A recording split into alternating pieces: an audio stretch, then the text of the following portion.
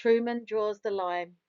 In 1947, a stand was made, a post-war peace began to fade. Harry Truman spoke out clear, a threat to freedom's growing here. The cause is first, why take this stand? Communism spreading across the land. In Greece, unrest began to rise, with civil war before their eyes.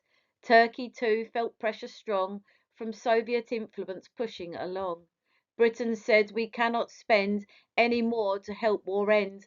Whilst Truman feared a domino fall, if a country turned red, then so would all. Containment now became the aim, to stop communism's growing flame. The doctrine said in simple terms, the USA would stand up firm to help free peoples fight their fight with money, aid, and moral right. Not direct war, but support instead to help keep democracy widespread. $400 million sent to aid to Greece and Turkey, plans were laid. Consequences came, both strong and wide. The world split clearly, side by side. The USA took global role to lead and try to stop control. Tensions rose with Soviets too, who saw this as a hostile move. Suspicion deepened, rivalry grew, each side unsure what next to do. It led to policies yet to come, like the Marshall Plan, which soon begun.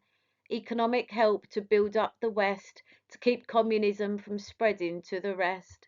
So Truman's words drew a clear line between two systems stark in time, a promise made, both bold and strict, that greatly shaped the Cold War conflict.